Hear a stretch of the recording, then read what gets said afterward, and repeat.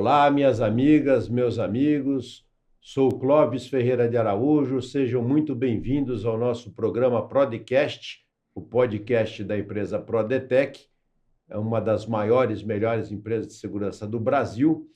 E hoje nós temos uma ocasião muito especial, muito importante. Como vocês sabem, o Prodcast discute temas de segurança pública, segurança em geral. E nesta ocasião, vamos receber uma pessoa que tem uma experiência incrível no ambiente da segurança pública, porque foi promotor de justiça, procurador de justiça, professor de direito e hoje é um advogado renomadíssimo, que é o Dr. Marcelo Milani, a quem tenho a honra de apresentar a vocês. Dr. Marcelo, muito boa noite, seja muitíssimo bem-vindo ao nosso programa Prodcast. Eu gostaria de pedir ao senhor que fizesse as suas considerações iniciais. Tem algumas perguntas que foram formuladas aqui por ouvintes nossos, que eu gostaria de levar ao senhor, para que o senhor pudesse discuti-las e nos dar informações de como devemos seguir na nossa segurança pública, em especial no estado de São Paulo. Boa noite, doutor.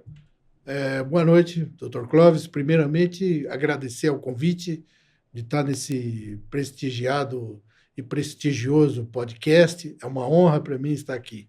Bom, como o senhor já disse, meu nome é Marcelo Milani, eu tive 32 anos no Ministério Público, com larga experiência na atuação criminal, e vamos aqui hoje à noite, nesse bate-papo, conversar sobre algumas questões sobre segurança pública, especialmente sobre legislação penal e o recrudescimento do crime, de um modo geral, no estado de São Paulo e no nosso país, no Brasil, né?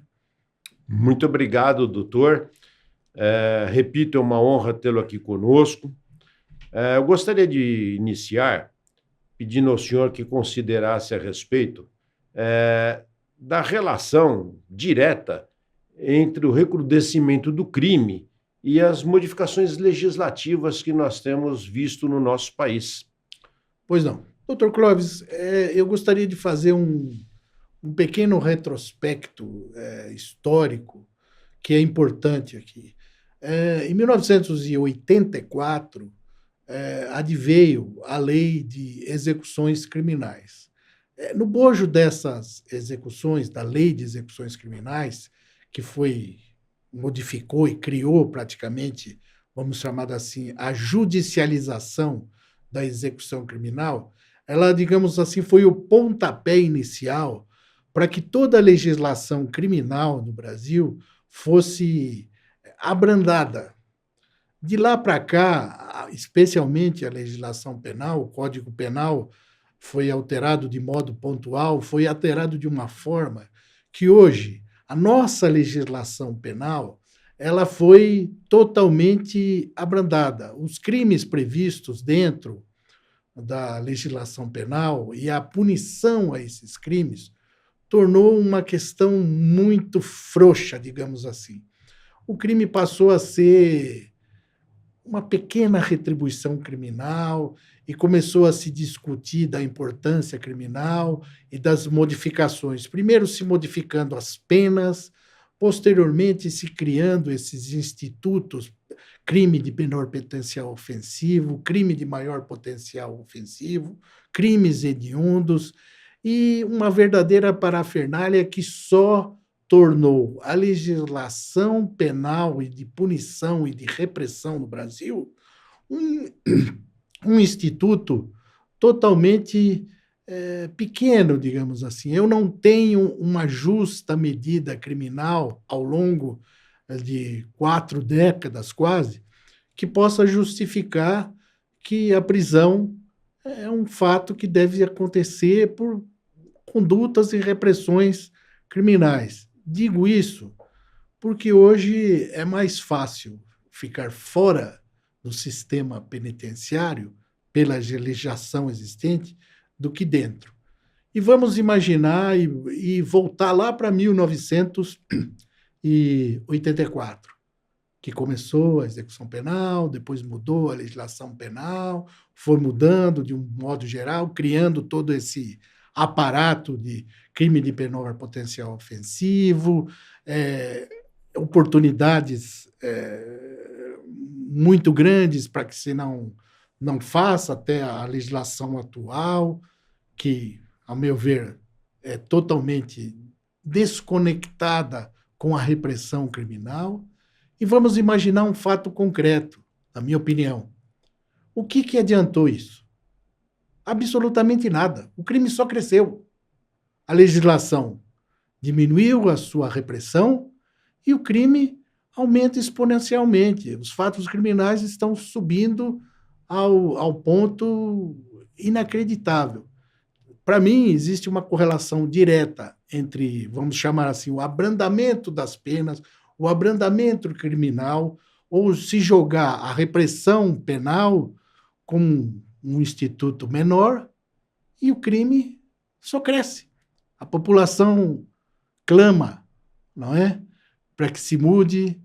Está aí um governador que foi eleito no bojo dessa segurança pública que tem por trás e como pano de fundo a leniência da legislação penal, e nós estamos nessa verdadeira barafunda, digamos assim, de uma maneira que nós não temos hoje uma legislação capaz e que justifique a repressão ao crime, não é? Sim. Só como exemplo, eu gostaria de lembrar aqui que eu atuei enquanto promotor de justiça na investigação policial que originou na prisão dos Nardoni e da Richthofen. Atuei ainda na fase policial. No processo não, mas na fase policial sim. Os assassinos estão aí dando risada. Estão soltos. Já estão soltos. Já estão soltos. Quer dizer, o que adiantou? Foi o crime do Brasil na época. Nós estamos falando de mais de 20 anos e estão todos soltos. Mas é um reflexo da nossa infeliz e frouxa legislação penal. Só como um exemplo desse recrudescimento. Né? E a sensação de impunidade, não é, doutor Marcelo? Total, porque hoje é mais fácil. Vamos pensar assim, quem que fica na cadeia? Quem que cumpre pena? Raramente. Não é? Ou a própria Suzane, né? Sim. Tem saidinha para visitar o Dia das Mães? Justamente.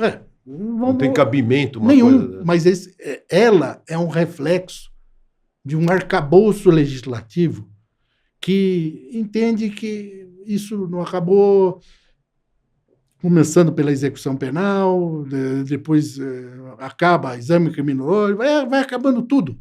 Sim. No sentido de, não é isso, ressocialização, mas e a pena? A própria Constituição de 88, não é, doutor Marcelo, trouxe alguns artifícios beneficentes, né, por assim dizer, para os criminosos. Né? Ah, sem dúvida. Sem dúvida nenhuma que hoje a população está desamparada nesse aspecto. Não é? Totalmente desamparada, porque os fatos se repetem. Porque foi criado um esquema, um arcabouço penal e processual que facilita esse tipo de situação. E é fato que a lei penal, processual penal e de execução penal no Brasil, ela é de exclusividade da União, não é isso? Sim. E, portanto, o Congresso Nacional, a Câmara dos Deputados Federais e o Senado Federal, que produzem as leis penais. Não é? O senhor poderia considerar também em relação a essa questão, quer dizer, a produção da lei, da norma incriminadora, da norma cogente contra o criminoso, hoje tem sido feita por deputados e senadores que às vezes não são do segmento do direito, né? Exatamente. Isso é um problema de, vamos dizer, iniciativa legislativa, não é? Muitas vezes você precisa de uma manifestação popular, de um plebiscito, para que isso mude, para que você tenha uma modificação nessa questão. Mas, no que se refere ao legislativo, totalmente, isso não é de interesse, pelo menos é o que parece, do legislativo, que você modifique toda essa legislação penal. Eles não fazem uma correlação direta entre o que está escrito na lei e o dia a dia que acontece, que acaba sendo, ou colocando a população de um modo geral nessa insegurança total, não é? Especialmente pela, vamos dizer assim, falta de capacidade do legislativo nesse sentido. E falta não só de capacidade, mas também de uma certa interesse, empatia, eu diria. Empatia. Não é? Empatia. Eu não tenho nada a ver com essa questão criminal que está colocada. Como não tem? Claro que tem. É evidente que se tem uma legislação tão branda assim, tão permissiva, você vai ter mais permissividade fora. Claro, porque a dificuldade está exatamente, ao meu ver, né, nesse ponto. Dos pontos, né? Sem dúvida. E até dizer que, como o senhor observou há pouco, que a lei de execução penal hoje prevê a progressão de pena, né? Então, o indivíduo que hoje está no regime fechado, logo depois de um tempo vai para o semiaberto e depois para o regime aberto, né? Como o senhor enxerga isso?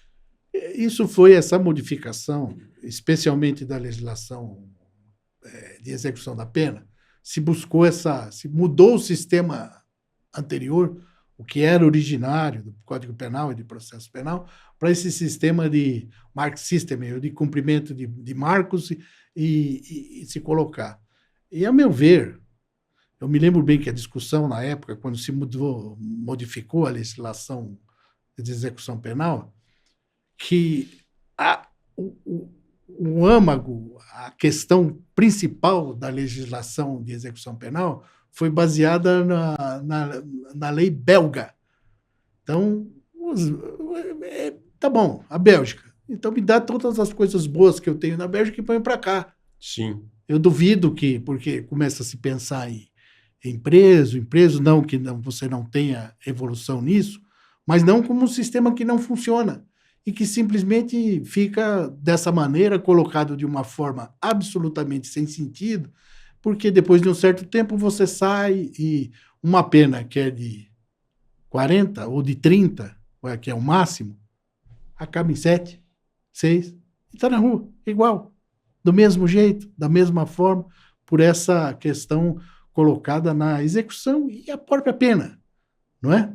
A própria pena, essa questão de menor potencial ofensivo, crime de maior potencial ofensivo, e a essência, ao meu ver, do Código Penal, quando criado, o crime, qualquer ele que seja, ele é um desvio. Então, quando você cria essas diferenças, você está catalogando uma conduta, uma imputação que já é grave. Pois é. Tínhamos no passado remoto a contravenção e o crime, né? Exatamente. Hoje, como o senhor muito bem observou, o crime de menor potencial ofensivo. Então, assim, as penas para esses crimes previstos na Lei 9.099, ou não previstos nela, mas por ela entendidos, né? São crimes, né? Efetivamente são crimes. Então, a prática criminosa, ao que parece, passa a ser estimulada porque o indivíduo já sabe que ele não vai ser encarcerado, que ele não vai ser privado da liberdade, né? É quase que uma dogmática, né? Que você coloca e tem isso porque você acaba tendo isso. E eu comparo essa questão simples. O crime aumentou exponencialmente enquanto a legislação diminuiu sua punição. Há uma correlação direta nisso, não tem dúvida nenhuma. Sim. Não é? Sim. E hoje fica mais difícil uma questão fundamental: a certeza da punição. Como é que eu vou ter certeza da punição se eu tenho esses catálogos? Menor potencial, maior potencial, crime hediondo. É uma coisa absolutamente sem sentido. E vamos entrar no problema legislativo, que não se tem uma questão colocada legislativa clara, mas sempre no sentido de afrouxar a legislação penal e processual. Ficou muito claro essa relação direta, né? Sim. Essa é uma relação que não se pode dizer que não existe, né? Como o senhor observou, né? O crime evolui a passos largos, né, no Brasil e em todas as camadas que a gente possa imaginar, em todos os níveis e de todas as formas, enquanto que a lei que visaria punir esses indivíduos, esses agentes de crime, vai diminuindo em rigor a cada dia, né? Exatamente. Doutor, o senhor integrou o Ministério Público durante muitos anos, né? E qual o papel do Ministério Público na solução dessas questões, dos processos criminais em particular? O papel do Ministério Público sempre foi e sempre deveria ser um papel de promover a ação penal, fundamentalmente. Que é o titular da ação penal, né? Isso. O Ministério Público é o titular da ação penal.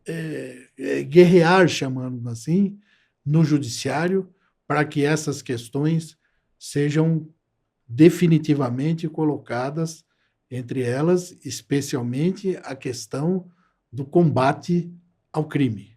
Essa é a função precípua que eu entendo do Ministério Público e que vai caminhar e que sempre caminha para a resolução desses conflitos no processo. E já aproveitando a questão, tenho certeza que para ter um processo eficaz, você tem que ter a polícia judiciária como seu parceiro. Isso é fundamental. Nós não caminharemos enquanto não tivermos uma parceria efetiva entre Polícia Judiciária e Ministério Público.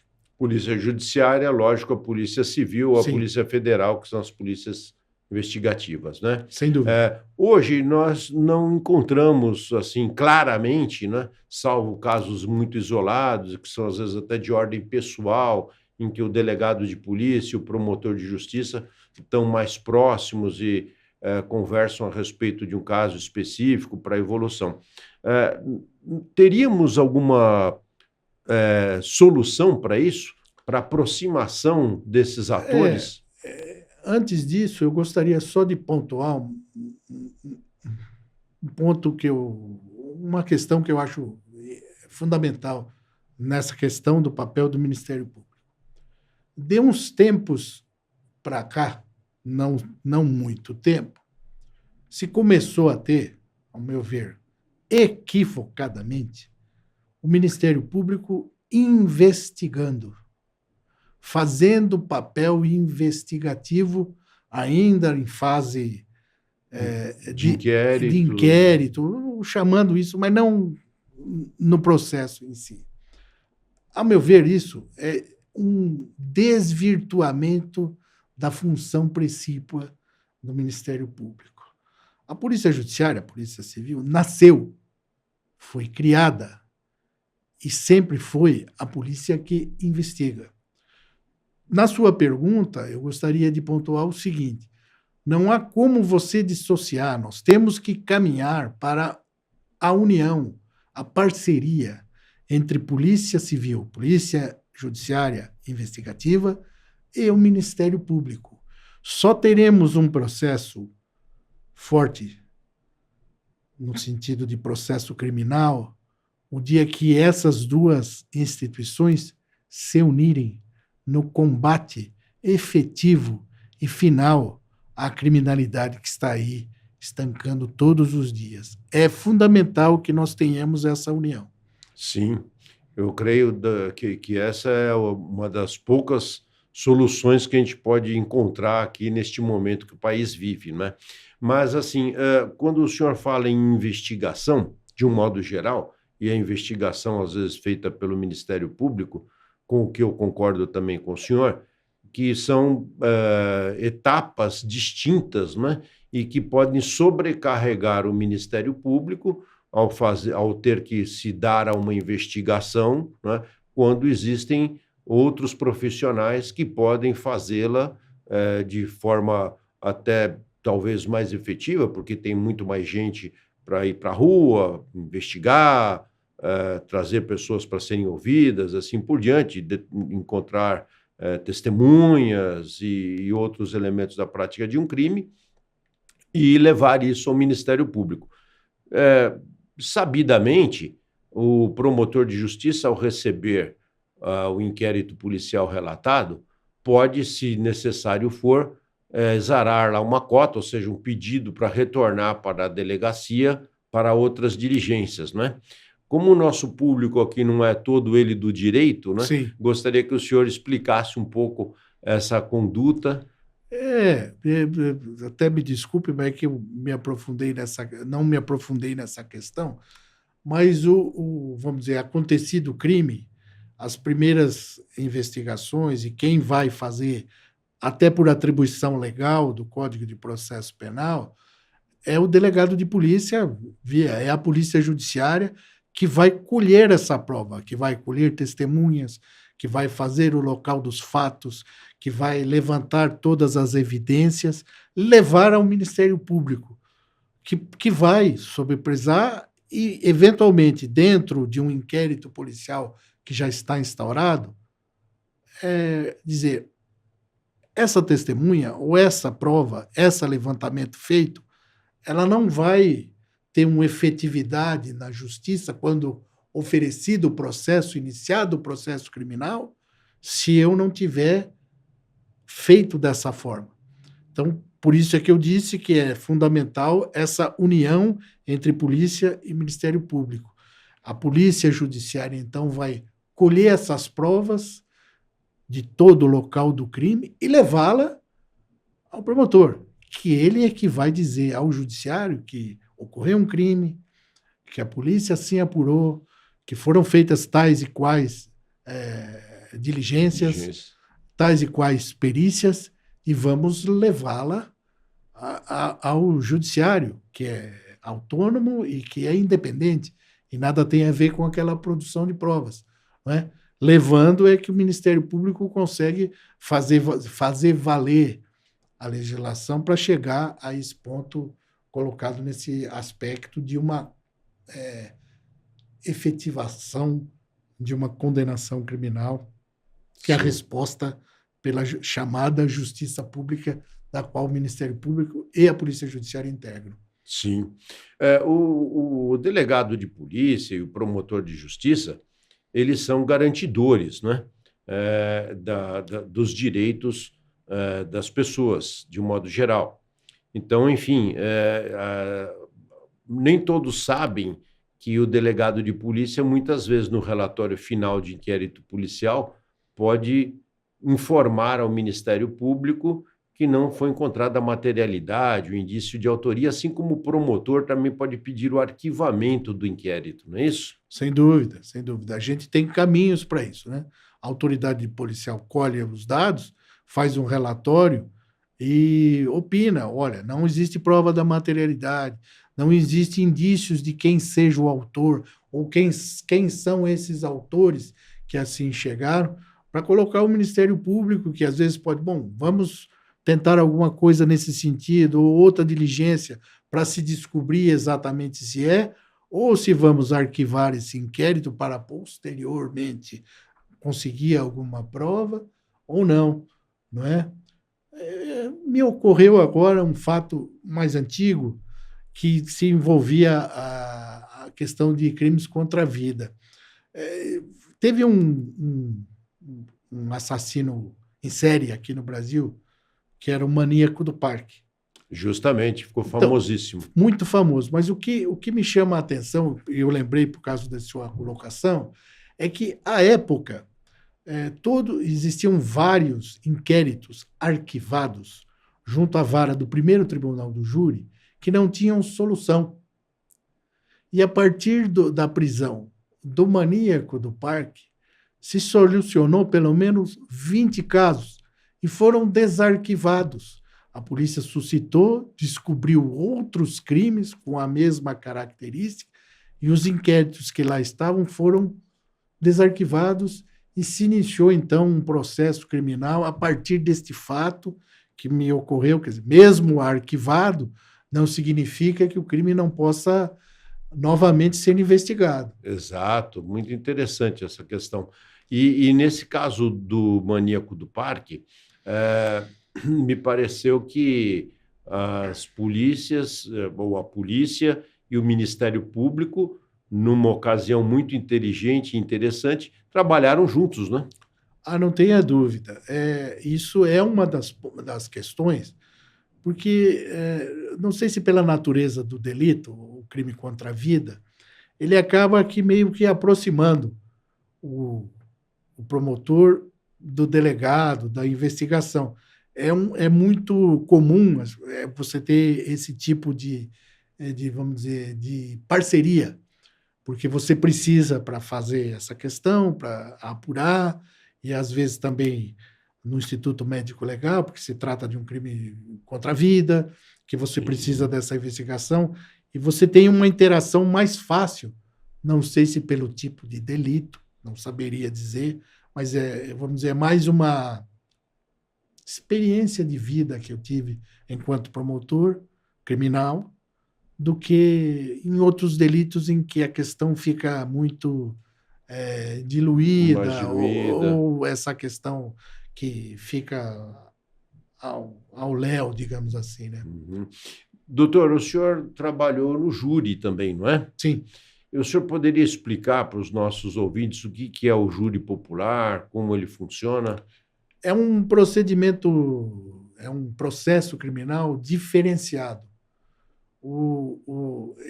Como todos os outros, todos eles têm uma fase inquisitorial, tem uma fase em que a delegacia, o delegado, produz um inquérito policial, reúne as provas para que elas sejam levadas à justiça. O promotor promove essa ação penal, que ela tem uma fase distinta. Vamos chamar assim, né? Uma primeira fase em que o juiz, junto com o promotor e eventualmente com o advogado e com o acusado do crime contra a vida, se produz prova suficiente para levá-lo a julgamento. Numa segunda fase, em que você tem o reconhecimento de indícios de autoria, prova da existência do crime, você vai para uma segunda fase, que daí é a fase do julgamento propriamente dito. Aí é o julgamento popular, onde cidadãos do povo são convocados para julgar finalmente, responder às perguntas do juiz, para que seja julgado por um júri popular e não pelo o julgamento definitivo ao juiz, que restará com a decisão dos jurados, dos juízes do povo, proferirá uma sentença ou condenatória ou absolutória, mas sempre de acordo com o que falar os jurados que são ali convocados. Basicamente, resumindo bem, essa é a questão do Tribunal do Júri, que serve para os crimes contra a vida. Crimes contra a vida. Contra a vida. E, nesse caso, são apenas os crimes dolosos contra a vida ou os crimes culposos? Por exemplo, um atropelamento com morte? Só os intencionais. Só os intencionais. Exatamente, que é vamos saber, o homicídio doloso, intencional, investigação, auxílio ao suicídio, aborto, que são os crimes que são julgados são chamados crimes contra a vida. Contra a vida. Né? Os crimes, crime de trânsito, sim, pode ser que você tenha casos em que você tenha o chamado dolo eventual. Pois é. Que é vamos dizer, assumiu o risco de produzir o resultado morte. Não está tão claro a intenção, mas há uma postura tão forte que você imagina que aquilo foi um homicídio, né? Que normalmente não se usa um veículo para tanto, um carro. Sim. Mas você pode até ter uma possibilidade de que isso seja um crime doloso contra a vida. Pode ser. O senhor cita agora uma questão que é de interesse para o momento, porque recentemente aqui em São Paulo, na cidade de São Paulo, uma pessoa dirigindo um carro importado em altíssima velocidade colidiu com outro veículo e levou à morte o motorista do outro veículo, que era um motorista de aplicativo, né? Certo. Nesse caso, poderíamos entender eventualmente a existência desse dolo eventual? O indivíduo assumiu o risco de produzir aquele resultado porque ele estava em altíssima velocidade? Ao que me parece, só um detalhe, né? Ele matou um e feriu o que estava com ele, né? Parece-me que sim, isso. Isso é baseado em notícias da imprensa e internet, é o que a gente lê.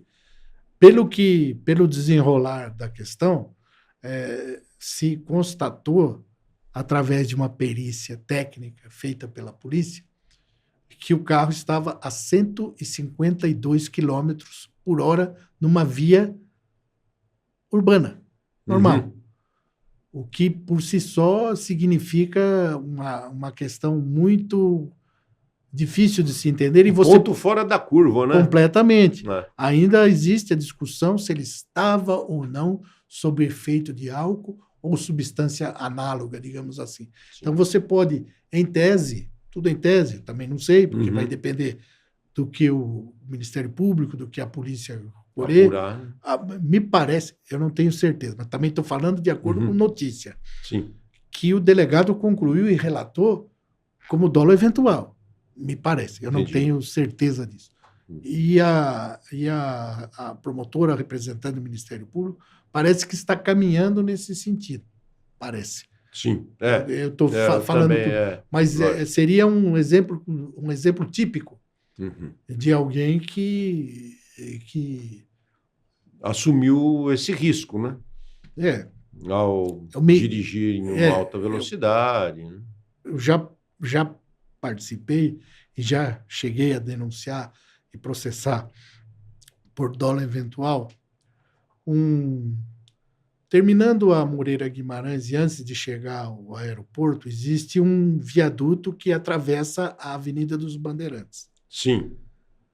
Certa ocasião, um motorista entrou na contramão de direção daquele viaduto e atingiu uma pessoa de moto que estava na sua mão. De direção? De direção. Oposta, né? E cortou ao meio. Infelizmente, na época, era um policial militar que estava dirigindo a moto e cortou. A acusação que foi feita, depois eu não sei exatamente o que aconteceu, porque não estava mais lá, mas foi de dolo eventual. Quer dizer, ele de alguma maneira entrou na contramão da... Eu não sei como chama. De uma avenida de altíssimo trânsito. E foi na contramão e foi, sim, diretamente pegou esse motociclista. E causou a morte do motociclista com essa atitude. Então, vamos dizer, a gente pode dar um exemplo das questões que acontecem fora. O sujeito pegar uma faca, pegar um revólver e dar um tiro no outro, dar uma facada. Lógico. Aí está mais claro um crime contra a vida. E nesse caso do dolo eventual, também depois do juízo de pronúncia, né, que o senhor citou, que é aquela primeira fase, também vai para o tribunal do júri? Também. Também? É a mesma questão. O dolo chamado direto ou intencional, mas tem o dolo indireto ou eventual, onde se assume o risco de produzir o resultado morte. Muito importante essa questão. Doutor Marcelo, tem mais uma pergunta aqui de um ouvinte nosso, que ele indaga o seguinte: qual é o papel da Polícia Judiciária em apurações criminais, de um modo geral, né? Quer dizer, a Polícia Judiciária, a Polícia Investigativa, a Polícia Civil, a Polícia Federal, ela tem um papel de obter provas, né, conforme o senhor já mencionou, mas me parece aqui que o internauta quer saber o seguinte: essa polícia, ela também faz outro tipo de trabalho, como, por exemplo, policiamento ostensivo, especializado, ou isso é uma atribuição de uma outra corporação policial? Nós temos que ter uma divisão clara. A Polícia Civil, que é a chamada Polícia Judiciária, ela nasceu, ela existe para apuração de fatos criminosos. Investigação. Investigar os fatos criminais. É isso que ela serve. Ela serve para verificar, para atuar. E vou me recorrer a um exemplo acontecido pessoalmente, quando, em certa acusação criminal, era processo, eu trouxe como testemunha um investigador que fez a cena de um homicídio. Muito bem. Esse investigador, quando estava depondo no juízo, ele perguntou, mas o juiz perguntou a ele, o senhor viu alguma coisa? Eu estou repetindo mais ou menos o que ele disse. Quando acontece um homicídio, existe uma situação gozada. Quando existe um tiro e uma pessoa leva um tiro, quem está perto foge e quem ouve chega próximo. Sim. O investigador, o policial, quando vai fazer, ele sempre tem essa noção.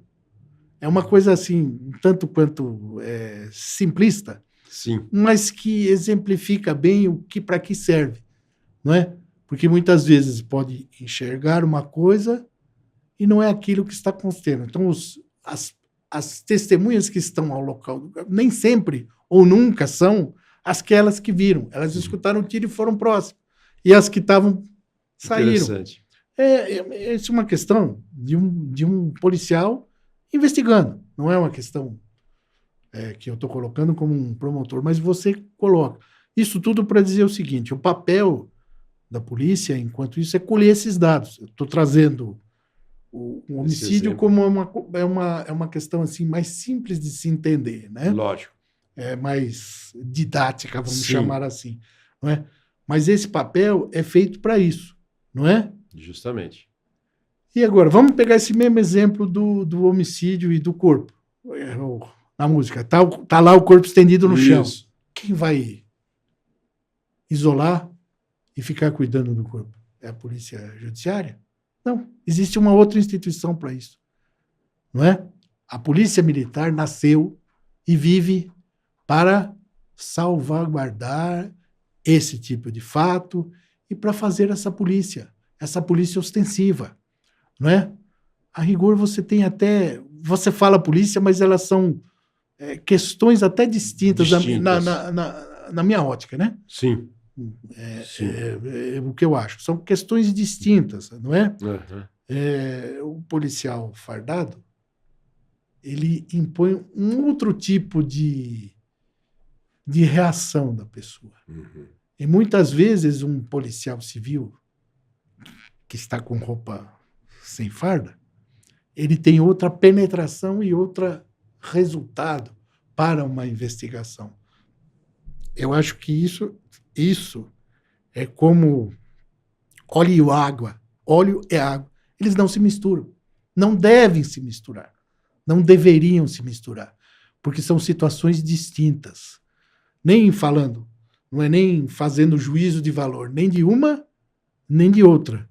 Mas para que nasceu uma e para que nasceu outra. Funções distintas, claro, né? Totalmente distintas. Totalmente. O senhor ainda há pouco falava sobre o Ministério Público investigar, e eu, na esteira do que pergunta aqui esse ouvinte, indago o seguinte: sua impressão sobre a Polícia Militar fazer investigações. Como o senhor enxerga essa possibilidade, como quer o governador do estado de São Paulo no momento? Minha opinião é um desvirtuamento da função de polícia ostensiva. O policial militar não nasceu para investigar fatos criminais, que eu digo. O policial militar é feito para policiamento extensivo. Não há nenhum sentido, nem lógico, nem jurídico, nem legal, que o policial saia da rua para fazer investigação. Não tem sentido. Você tem um aparato, uma instituição que, dentro do nome polícia, faz isso. Ao meu ver, você tirar um policial de um policiamento ostensivo para colocá-lo em fazer investigação é virar o sistema de ponta cabeça. Não é para isso que serve, não é para isso que se faz. Eu diria que essa função, essa questão do governo é um equívoco muito grande. É equivocado pensar, agir e fazer dessa forma. Digo mais, antes de procurar fazer esse tipo de afirmação, a Polícia Civil está sucateada. Totalmente sucateada.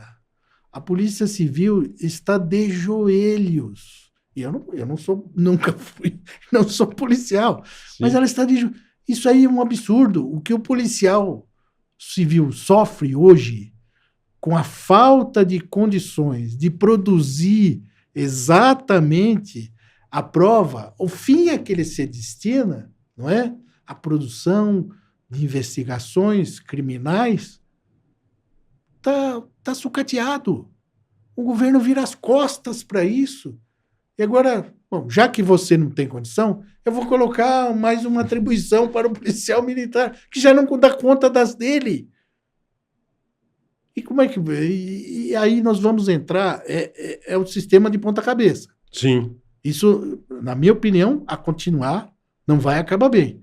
É mais um fato que pode originar um problema seríssimo em toda a mecânica. Você tem que reinventar tudo para poder colocar isso. E é meio, vamos chamar assim, né? Um cobertor de pobre, né? Você cobre o pé, mas fica com frio na cabeça. Você cobre a cabeça, fica com frio no pé.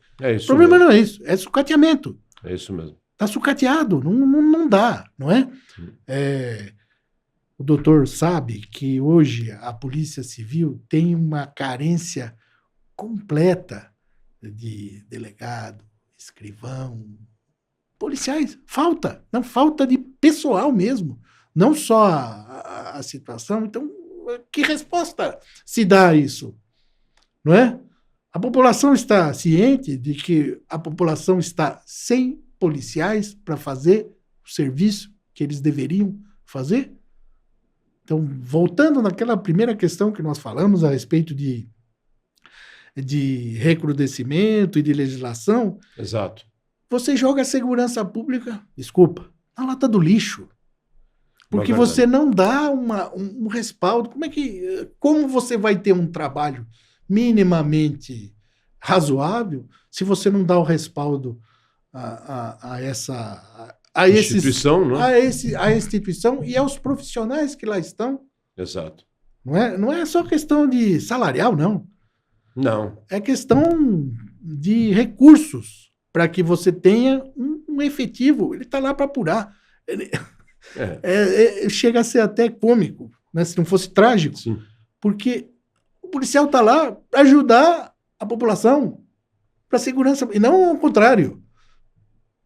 Não é? Aí se cria uma desavença entre uma instituição absolutamente desnecessária, ao meu ver, né? A meu ver. Eu enxergo da mesmíssima maneira que o senhor, e até lembro o seguinte, não é, que muito certamente o policial militar que tem uma formação focada no ostensivo especializado, né, em prevenir o acontecimento de um crime, ele não vai também admitir assim de maneira tão tranquila, né, receber mais um encargo que é o de fazer o serviço da Polícia Civil, né, sem ficar insatisfeito, porque é mais uma atribuição para o policial militar que, da mesmíssima forma, também já está muito sacrificado.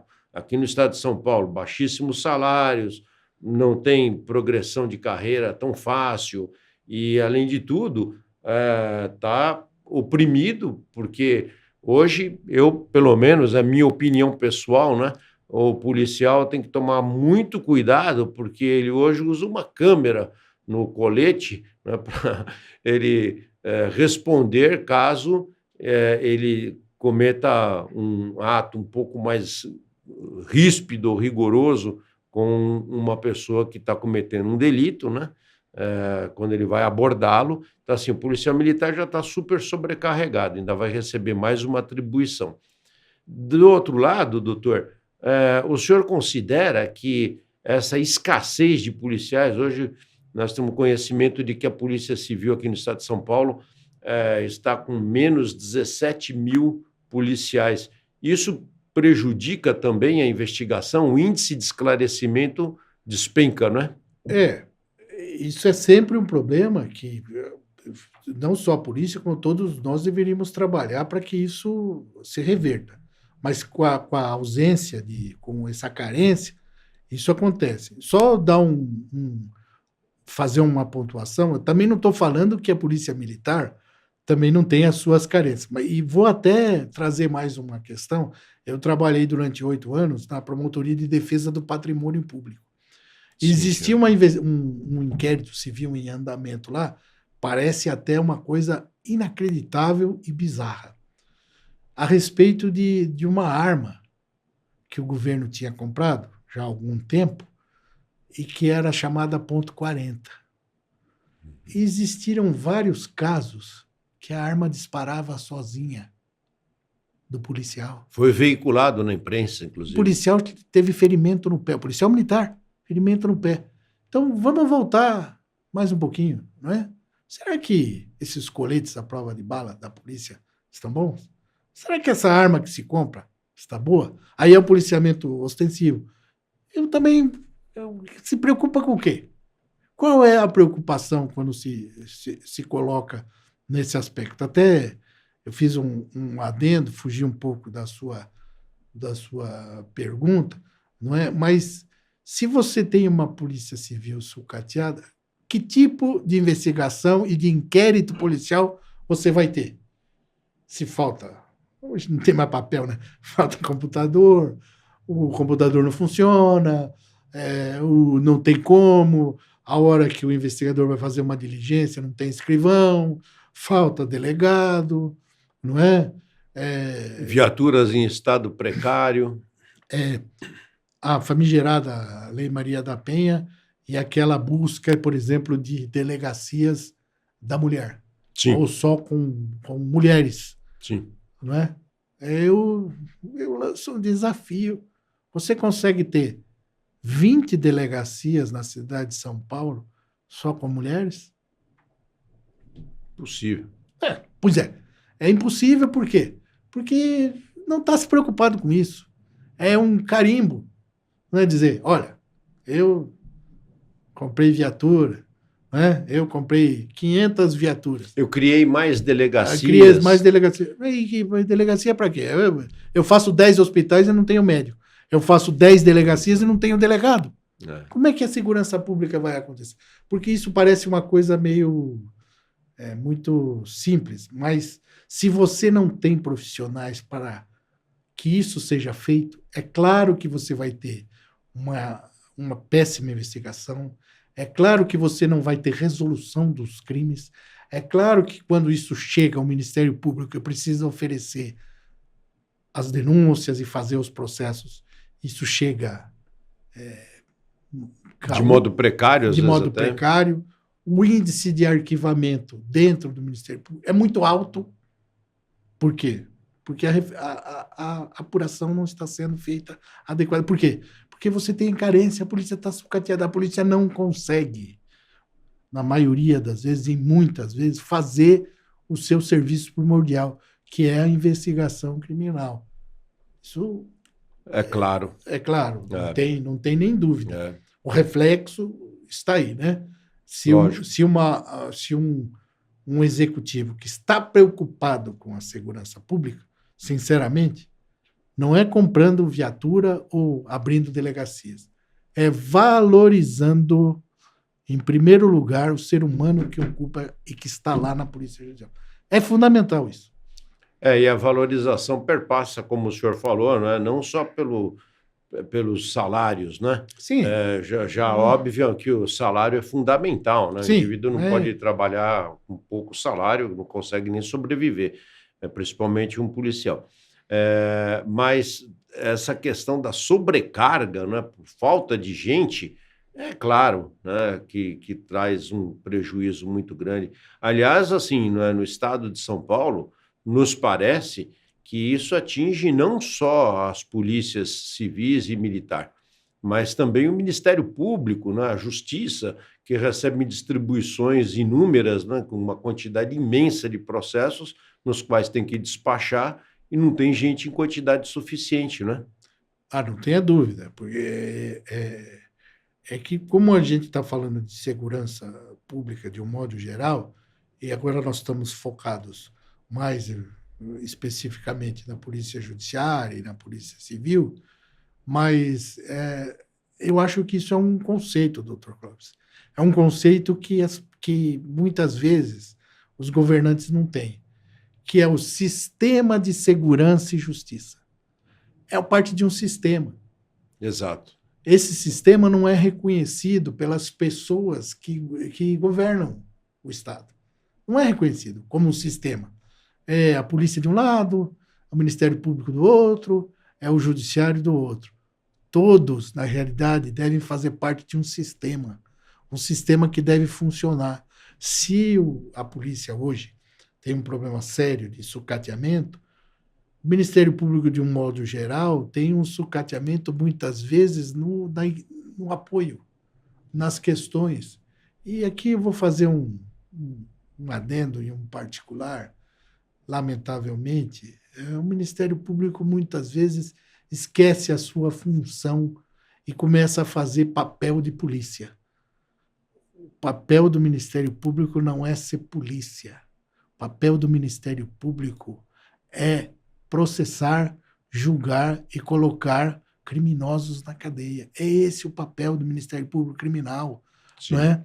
Mas houve, não sei dizer em que momento ou porquê, esse desvirtuamento dessa questão e que, a meu ver hoje, já depois de tantos anos e já aposentado do Ministério Público, é um desvio do que deveria, né, ser a pauta do Ministério Público. Há quase 40 anos atrás, quando eu ingressei no Ministério Público, você pensava no promotor como um promotor criminal, não como um polícia fazendo papel de.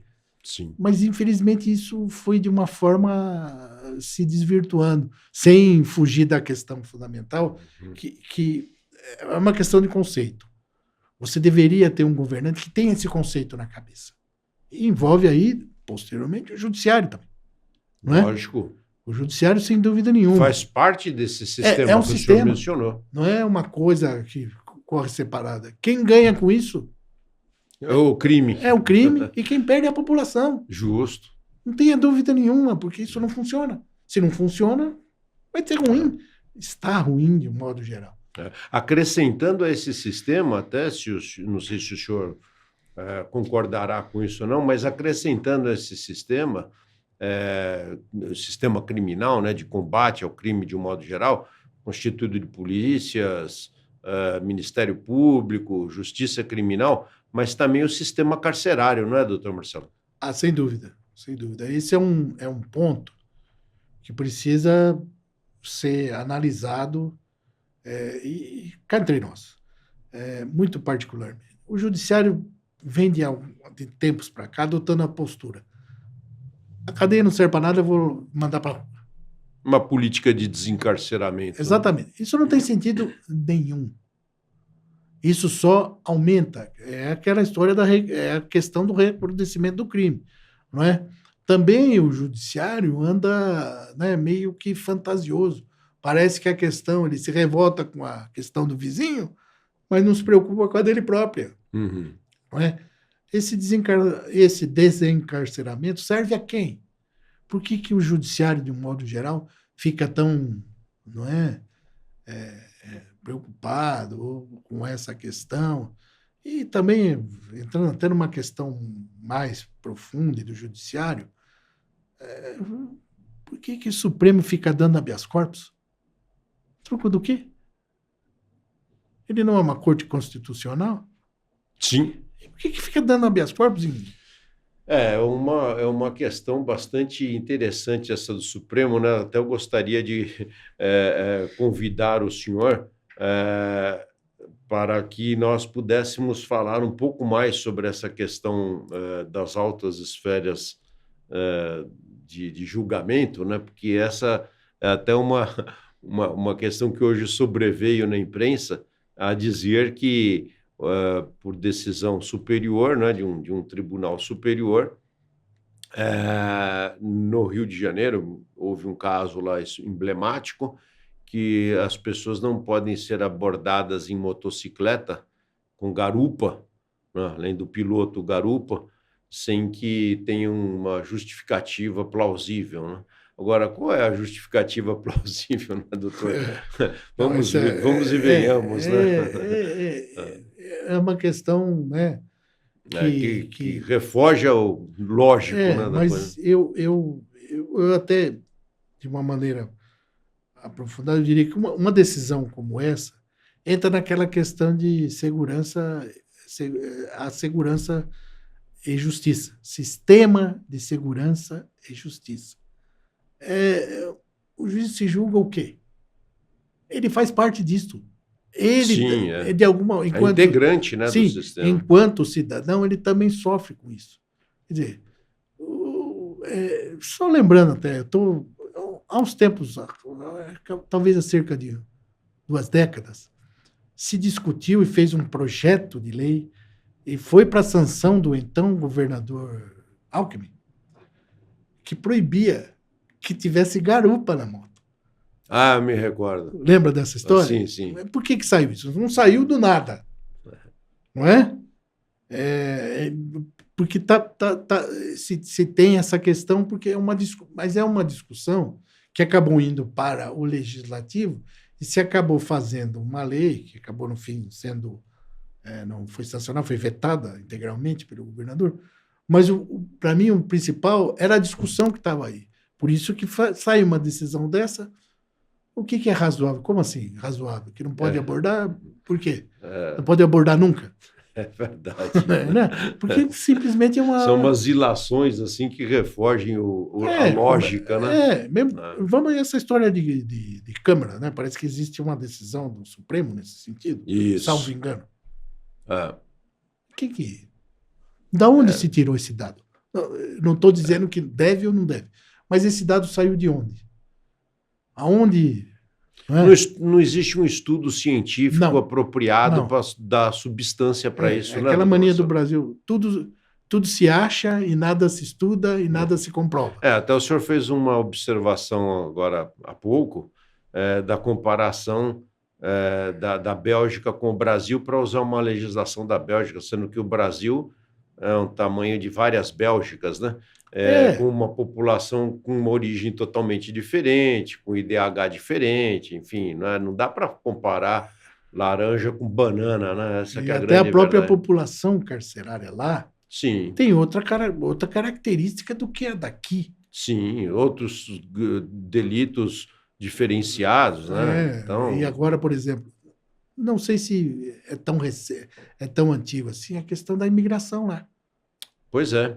Que é uma coisa muito grave lá. A existência até de terroristas que foram plotados lá na Bélgica, que tinham praticado crimes na França, né? Então são questões muito distintas, não dá para fazer uma comparação. E agora, aquela história do Brasil, essa história da Câmara também, me parece que sai uma decisão, você faz parte do quê?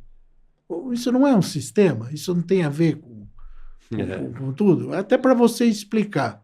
Bom, como é que no caso aí do motorista do carro, explica para a população. Bom, o delegado pediu a prisão, o promotor pediu a prisão, o juiz solta. Pois é, tem que... Não estou entendendo.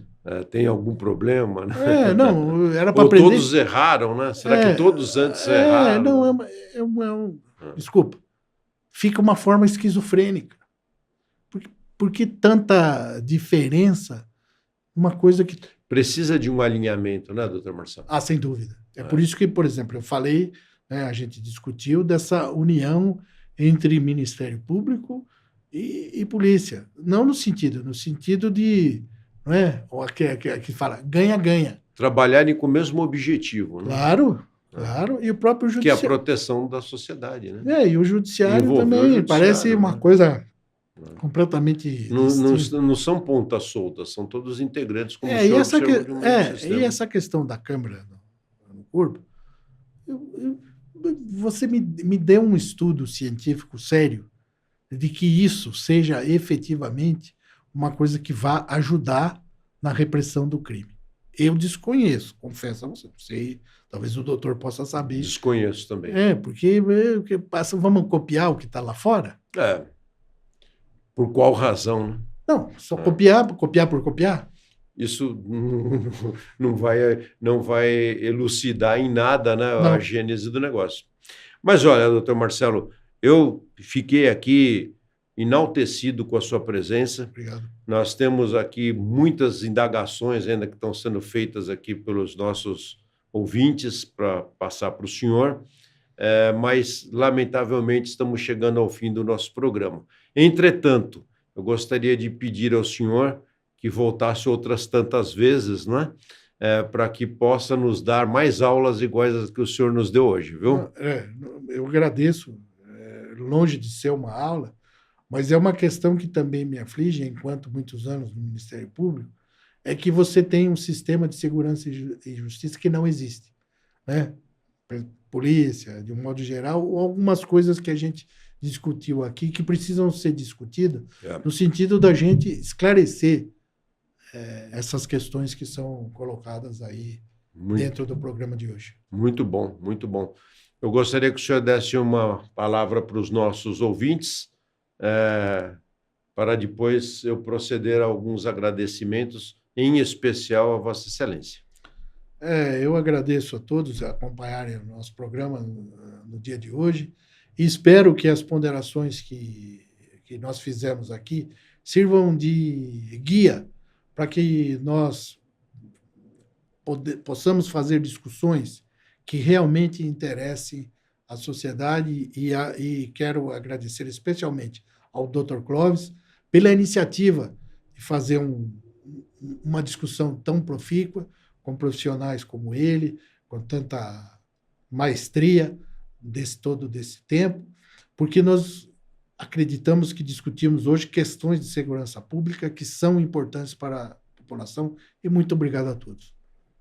Dr. Marcelo Milani, foi uma honra tê-lo aqui conosco, muito obrigado, espero que o senhor volte mais vezes aqui conosco para darmos continuidade a essas discussões que são muito importantes para a sociedade brasileira. E agradecer a todos vocês que estão nos acompanhando aqui no Prodecast, agradecer também aos nossos patrocinadores, a BCI, a ABEPD, Associação Brasileira de Empresas para Proteção de Dados, o Escritório Ferreira de Araújo e, em particular, a Prodetec, que proporciona essa oportunidade aqui para todos nós. Muito obrigado a todos, fiquem com Deus, até a próxima.